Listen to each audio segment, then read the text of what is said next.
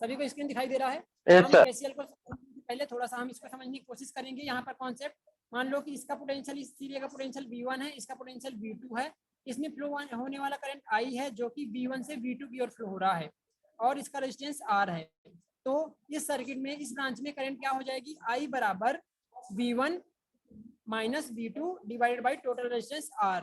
हम ऐसा क्यों लिए, हम ये मानकर चलते हैं कि हमेशा current always flow from higher potential to lower potential. तो इसका मतलब ये है कि ये हायर पोटेंशियल है तभी तो करंट यहाँ से लोअर पोटेंशियल की ओर फ्लो हो रहा है।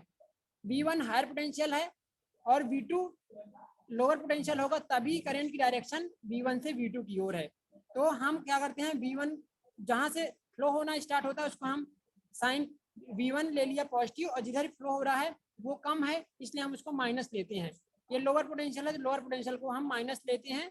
ठीक है, कब लेंगे, जब ये पॉजिटिव और ये भी पॉजिटिव होगा, तब बैटरी का पॉजिटिव टर्मिनल जब डायरेक्ट कनेक्टेड होंगे इधर भी और इधर भी, तो हम इसको माइनस के साथ में लेंगे। ठीक है, चलिए दूसरा हम यहाँ पर देखते हैं V1 ये R है और यहाँ पर माइनस V1 V2 है और इसकी में वैल्यू क्या फ्लो हो रही है, ये फ्लो हो रही है करंट I। तो I की वैल्यू कैसे यहाँ पर आप निकालोगे, I equals to V1 minus, तो ऑलरेडी हायर पोटेंशियल से लोअर पोटेंशियल को लेते हैं लेकिन ये माइनस इसमें भी है, पोटेंशियल भी माइनस है तो आप इस तरह से ले लोगे। ठीक है, इतना क्लियर, मतलब कि आप ले लोगे इसको V1 plus V2 divided by 2, ये आपका करंट हो जाएगा। ठीक है, इसके बाद में मान लेते हैं कि आपका जो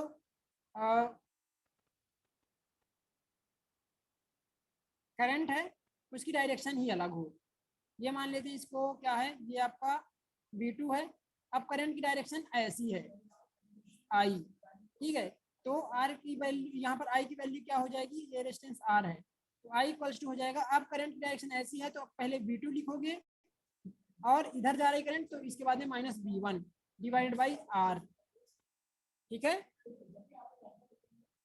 यदि मान लीजिए कुछ इस प्रकार से है, इसका वैल्यू R1 है, इसकी वैल्यू R2 है, ये V1 है और ये V2 है, इसमें फ्लो होने वाली करंट I है, तो आप लिखोगे I बराबर V1 minus V2 divide by R1 plus R2। इस तरह से आपको लिखना होता है। ठीक है, जब हम KCL को सॉल्व करते हैं। इसके बाद में यहाँ पर मान लीजिए कॉन्सेप्ट यहाँ पर देख लेते हैं, यहाँ पर हम देख लेते हैं इसको, आप करंट की डायरेक्शन इस साइड में है तो ये आपका V1 है, ये आपका V2 है, ये करंट है, ये R1 है, ये R2 है, तो आपको करंट I इक्वल हो जाएगा V2 minus V1 divided by R1 plus R2। तो इस तरह से आपको करंट की वैल्यू को फाइंड आउट करनी होती है।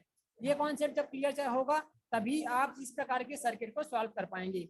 अब चलो हम इसको समझने की कोशिश करते हैं। हमारा ये सर्किट दिया था जिसमें हम देखते हैं कि जहां पर दो या दो से अधिक ब्रांचेस मिलती हैं और करंट का डिवीजन होता है उसे हम क्या बोलते हैं, नोड या जंक्शन बोलते हैं। और जो ये हमारा केसीएल होता है, नोड का नियम या जंक्शन का नियम, ये हमेशा किसी भी नोड पर ही अप्लाई होता है। तो सबसे पहले आपको पता होना चाहिए कि नोड हम किसे बोलेंगे। तो नोड एक ऐसा बिंदु होता है, ऐसा पॉइंट होता है जहां पर दो या दो से अधिक ब्रांच आपस में मिलते हैं और करंट का डिवीजन होता है। जहां पर करंट का डिवीजन होता है, दो भागों में बढ़ जाता है या दो से अधिक भागों में बढ़ जाता है, उसको हम क्या बोलेंगे, उसको हम क्या बोलते हैं, नोड बोलते हैं या जंक्शन बोलते हैं। ठीक है, इसको हम जंक्शन का नियम बोलते हैं या नोडल एनालिसिस भी इसे कहा जाता है, इसे नोडल एनालिसिस भी कहा जाता है। ठीक है, आप लोगों को क्लियर है स्क्रीन?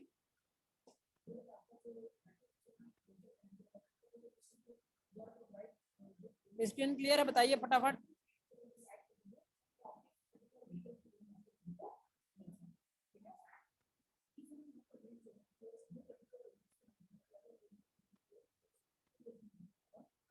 ठीक है, तो अब देखिए, अब इसको हम सॉल्व करते हैं। हमने इसका पोटेंशियल VA मान लिया है, इसने पोटेंशियल नहीं दिया होता है, इसको हमें मानना होता है।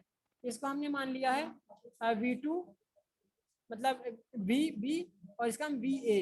ठीक है। यहाँ का पोटेंशियल जो होता है कॉमन या जीरो होता है, इसको मान यहाँ पर लिखो या नहीं लिखो कोई मतलब नहीं है।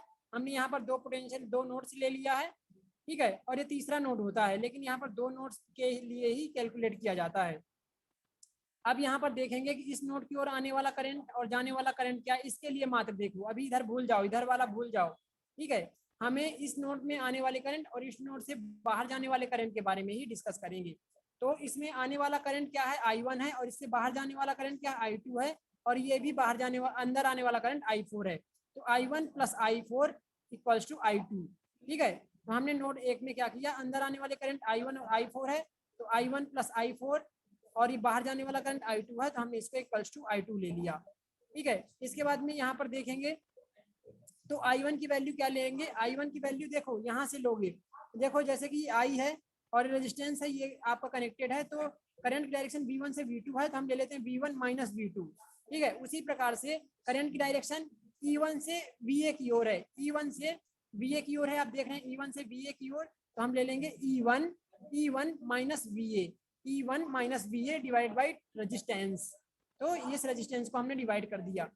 फिर I2 किस I4 किसमें फ्लो हो रहा है, इसमें फ्लो हो रहा है, तो इसका ब्रांच का क्या लेंगे, वोल्टेज, दोनों सिरों पे वोल्टेज की पोटेंशियल कितना है, ये डायरेक्शन BA से BB से BA की ओर है, तो हम ले लेंगे BB minus BA divide by total resistance of this branch R3 equals to, अब इसमें I2 फ्लो हो रहा है, तो VA माइनस, और एक बार देखो ये VA माइनस आता है, लेकिन यहाँ भी माइनस है, तो माइनस माइनस प्लस हो जाएगा, तो VA plus E2 divided by resistance R2, तो यहाँ पर हमने ये कर दिए VA प्लस E2, मतलब ये E2 बटे R2। हमने प्लस E2 क्यों लिया है, क्योंकि ऑलरेडी माइनस आता है और यहाँ पर भी माइनस कनेक्टेड है, यहाँ पर भी माइनस कनेक्टेड है, तो ये माइनस हम ले लेंगे, तो ये प्लस हो जाएगा VA plus E2 divide by R2, तो ये इक्वेशन फर्स्ट बन गई है। इसी प्रकार से हम क्या करेंगे, अप्लाई KCL एट नोड 2। अब नोड 2 ये है, ये आपका नोड 2 है, ये जंक्शन 2 है, यहाँ पर हम अप्लाई करेंगे KCL। तो इसमें आने वाला करंट कौन सा है, इसमें आने वाला करंट I3 है, और इससे बाहर जाने वाला करंट है I4 और I5। इसकी ओर अंदर आने वाला करंट जो है वो है I3, और इससे बाहर जाने वाला करंट क्या है, I4 और I5। तो हम लिखेंगे यहाँ पर I3 इक्वल्स टू बाहर जाने वाला करंट I4 प्लस I5, तो यहाँ पर आप देखेंगे I3 की वैल्यू क्या हो जाएगी, I3 की वैल्यू हो जाएगी, करंट डायरेक्शन ये है BA से, मतलब VB से BA की ओर है, VB से BA की ओर है, तो लिखोगे VB माइनस, अच्छा पहले हम किसके लिए कर रहे हैं, I3 एक्चुअली कहाँ पर, यहाँ पर फ्लो हो रहा है, सॉरी है ना, यहाँ पर फ्लो हो रहा है, I3 यहाँ पर फ्लो हो रहा है, देखो ये I3 है, I3 यहाँ फ्लो हो रहा है, तो आप ले लोगे E2 minus VB divide by resistance R4 equals to I4 कहाँ पर फ्लो हो रहा है, I4 इस ब्रांच में फ्लो हो रहा है, तो VB minus VA divide by R3, ठीक है। तो यहाँ पर VB minus VA divide by R3। इसी प्रकार से प्लस हम क्या करेंगे, यहाँ पर I5 की वैल्यू निकालेंगे, तो VB minus E4 divided by R5, तो ये क्वेश्चन आपका सेकंड बन जाएगा, ठीक है। आपको यहाँ तक समझ में आ गया सभी को, आप लोग एक बार बता दीजिए, आया समझ में सभी को? Yes sir.